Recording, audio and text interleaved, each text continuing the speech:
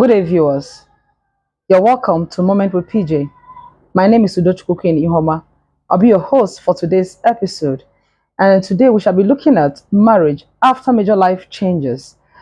Major life changes significantly can impact a marriage, bringing about new challenges for growth, which may include relocation, job changes, health issues, financial shifts. I have PJ here to help share how couples can thrive during this period. You're welcome, sir. Thank you for having me, Queen. Sir, let's talk about how couples can adapt to changes in roles, responsibilities, and expectations. All right. Generally about life, change is a constant thing.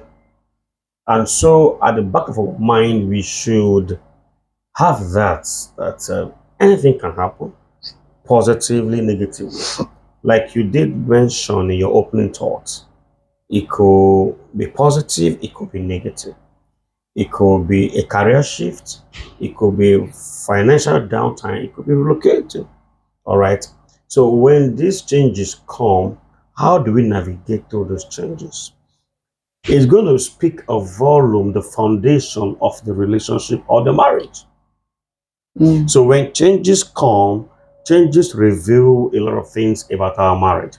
It reveals our communication skills. Okay. It reveals the strength of the marriage. It reveals the depth of our love. It also reveals the foundation of the marriage. All right. Okay. There are marriages where slight changes crushes them. Of course. Like I said, so changes generally brings about revelation about the whole thing about our marriage, the depth of our love, the foundation, how concretized it is, and our value system. It also shows or reveals our conviction. You might think everything is going well until the changes comes. So changes generally brings about revelation. Okay, so it reveals major things about our marriage. Is it things this time or reveals the person actually you're living with unknowingly? Of course, it reveals our personalities, our values. It also tells of how concretized our marriage is. Okay. For example, a man professes love to his wife for 5 years. Everybody knows them, that they are just wonderful couple. And suddenly there was a promotion in the office that comes with a relocation. Okay. So the man needed to relocate to a new environment. While there, he was planning, or the family was planning, how they could go join their husband. Okay. But where they initially lived, they know this man to be a loving husband, a caring father. Everybody saw him as a model. And to the shock of everybody, 3 months into relocating, news filtered in that one younger lady is found to be pregnant for him. Wow. You're going to reveal that, wow, this man we saw to be near perfect man was actually lacking immorality. Okay. A man we thought had premium for his marriage is actually not it. All right? And so it's going to be revealing, of course, the personalities involved and the extent of the strength of their relations. Does it mean, in just what you said now, revealing the personality of the person, does it mean that that person probably might have been like that initially unknowingly to the spouse, and then the cause of a little change that occur in their marriages opens up that person? I will agree with you in a part. Okay. Yes, they might always have been like that, but no opportunity to explore. Okay. That could be a factor. Again, if they may not have been like that, circumstance could have led to it. Okay. All right. And so we need to balance things. What if, because he wasn't with his family, after work on Friday evening, decided to go just give himself a treat, and then he had this young lady, how are you? And they just got communicating, and before you knew it, because when it comes to emotion, even the strong struggles. I repeat, when it comes to emotion, even the strong, they do what? Struggles. They struggle. You get the point? Yes. And so at that point, His emotion betrayed him. And just a one night thing had become a nightmare for his loving family. We might not blame the man totally. Okay. All right. That may not be a true reflection of what he is or who he is, but just a one night thing. A little sleep, a little sip that's scratching his wall. Okay. So a lot again needs to be said about that. But generally, changes of any kind can bring about revelation. All right. Even if a woman, yes, a woman just got a very big job, I'm afraid to do anything that makes her to rub minds with the high and mighty, going from one board meetings to board meeting. Imagine you having meeting with world CEOs, economic deciders, and because of the caliber of men you are meeting, your mentality start changing. Meeting that young man who was your husband, you're smiling. That change again can bring about attitudinal change yes, towards the husband and the home. All right. Again, it is a reflection of a lot of things. So the change for me is not a problem. We all need changes at one point in time in our lives, but it's going to be telling us how concretized our marriage is. It's going to be revealing how dogged are we to our convictions. Yes. It's going to be showing to the world what our connections are. And so changes are good because they're going to be eye-openers. To a whole lot of things. A lot of things, yes. Yeah. Well, thank you very much, sir, for that explanation. Yeah. Now, what are some common pitfalls couples make when facing major life challenges? Prioritize yourself. When we have these challenges, the best thing to do is not to stay apart. Now, the easy thing to do when going through a challenge is to stay apart. All together. Sir, please, can you repeat that? The easiest thing to do in the midst of a challenge is staying apart. Okay. But that is the worst thing to do. But the easiest way, or the easiest thing to do. If it's an issue of misunderstanding between you and I want to pick my phone and go downstairs. You want to shut yourself in the room. You want to be alone. That aloneness is actually the problem. Because the problem that made you run away is still there waiting for you to come back. And so what we must do at every challenge is to be together. As against staying apart. Look at the danger. Yes. When there's a challenge, family for example, and I chose to stay apart and you stay apart, one thing will happen. Thoughts start playing in my mind. Thoughts start playing in your mind. Before long, the thoughts in our various minds will now become a gully that sets us apart. So by the time we come back, communication is destroyed, trust is destroyed, love is destroyed. We'll start struggling to come together. And so what you must not do in the midst of crisis is staying apart. What should we do? One, stay together. Number two, face that challenge. Every challenge has a solution.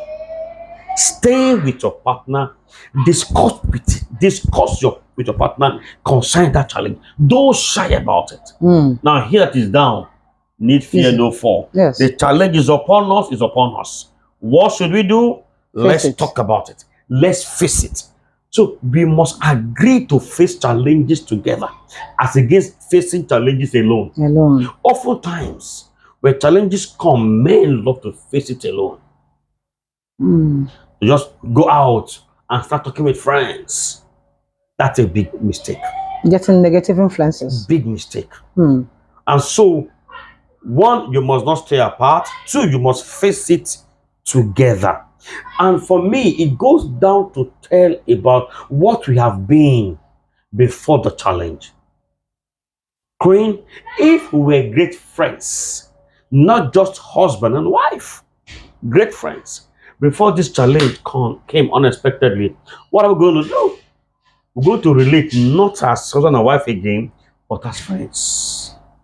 And that is why marriages are expected to be born out of deep friendship. So when the challenges hit the marriage, there's the friendship to run back to. I may not love you anymore, but I remember what we've been as friends. Yes.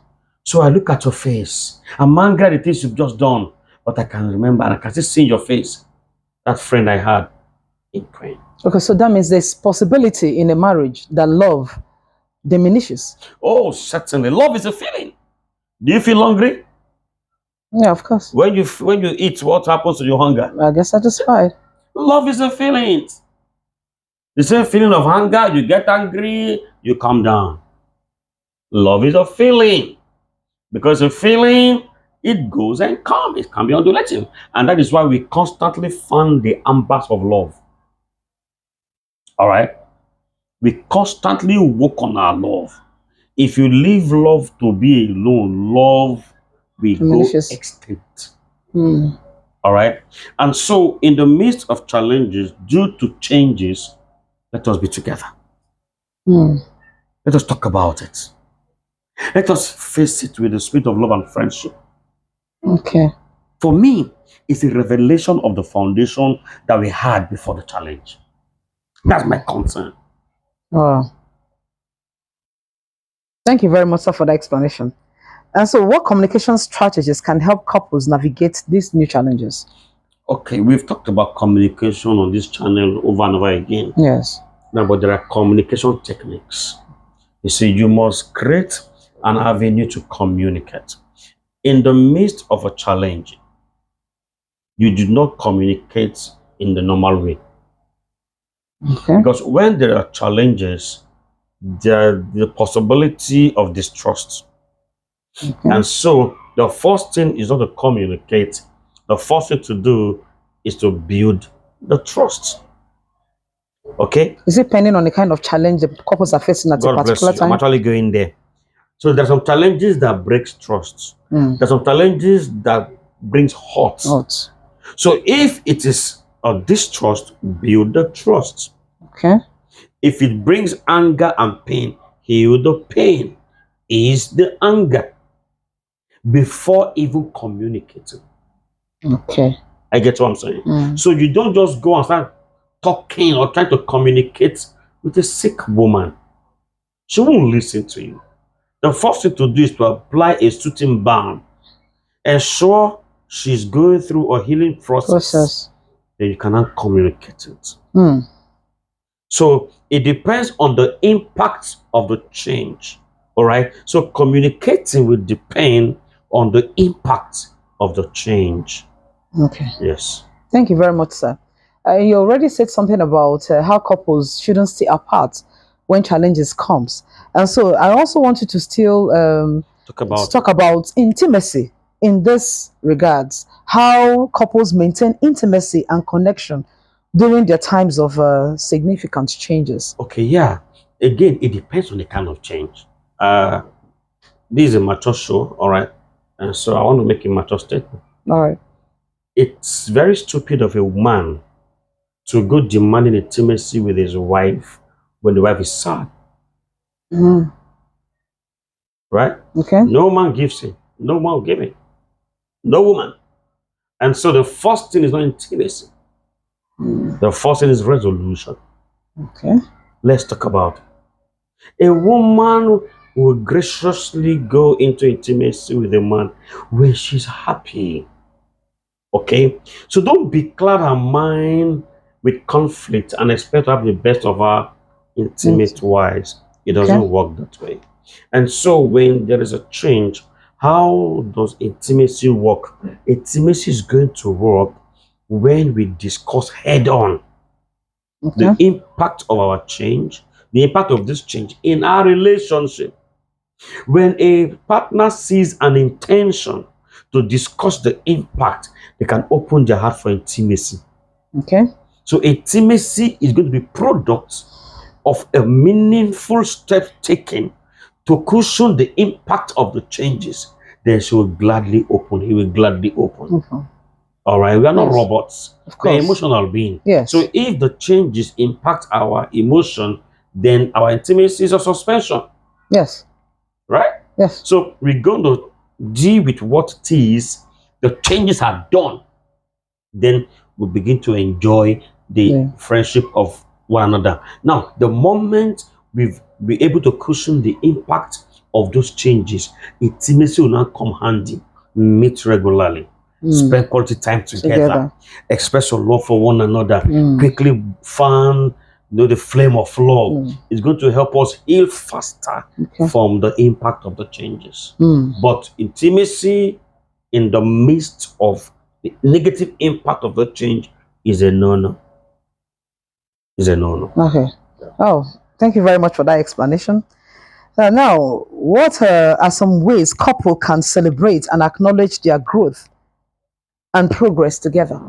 Yeah, all along we talk about the negative part of changes. Okay? So there's a positive part of this change, which is personal growth. Okay. All right.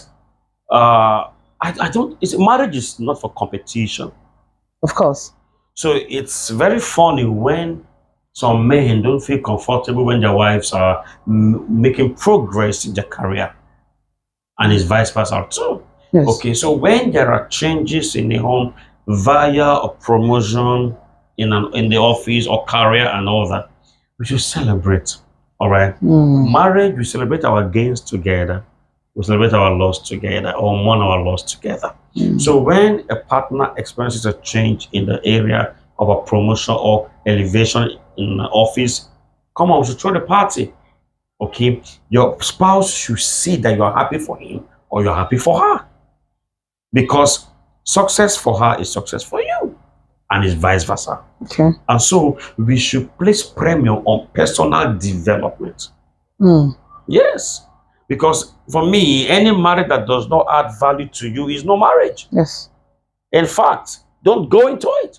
A man should be committed to the personal upgrade of his wife.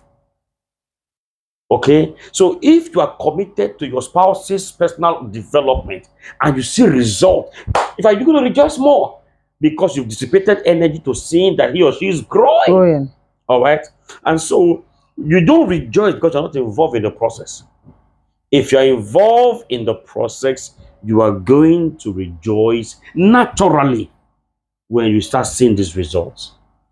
I like the word you use, developing. Yeah, it's important. Very, very important. We should pay attention to personal development. Personal development. I just like that one. Yeah. I think that's what the people need in their marriages, personal development. It's important. Or otherwise, it doesn't flow properly to some people. That's true. Thank you very much, sir, for that explanation. And now, lastly, I want to ask, how can they maintain sense of trust, unity, and teamwork during this time of change? Yes, one of the negative impacts of these changes, like I said earlier, it brings about distrust. All right. Some things are beyond the control of man. That's the truth. And that's why understanding matters. Honestly, Queen, the way you treat your spouse before these challenges come, they matter a great deal. Yes.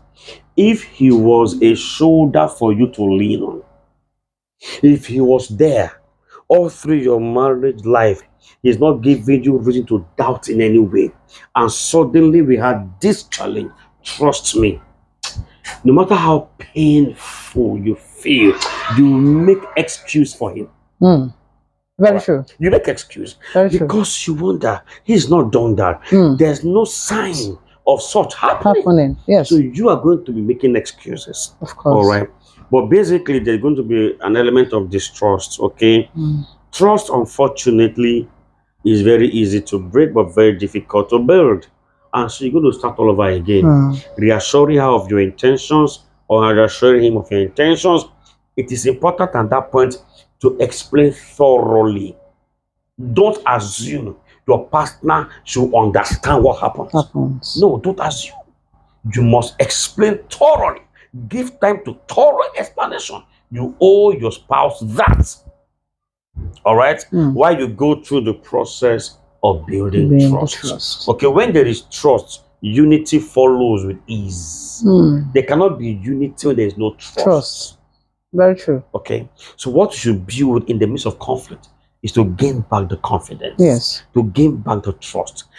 If need be, tender and unreserved apology.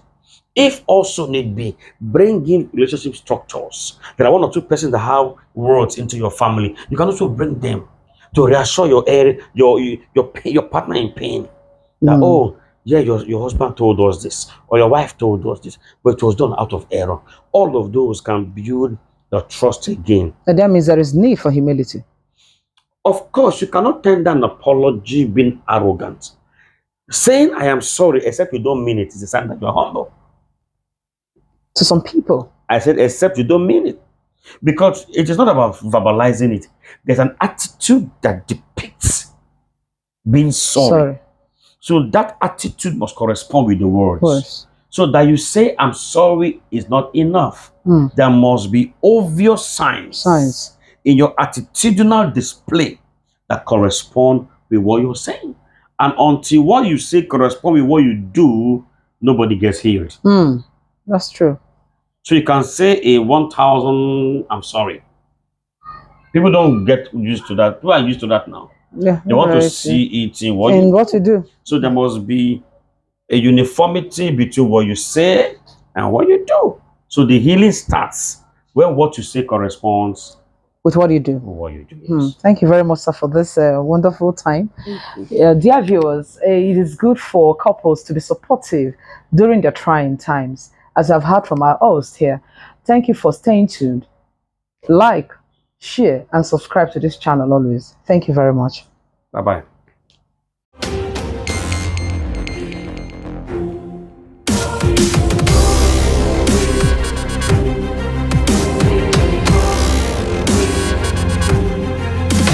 Shalom, greeting in Jesus' precious name. Amen.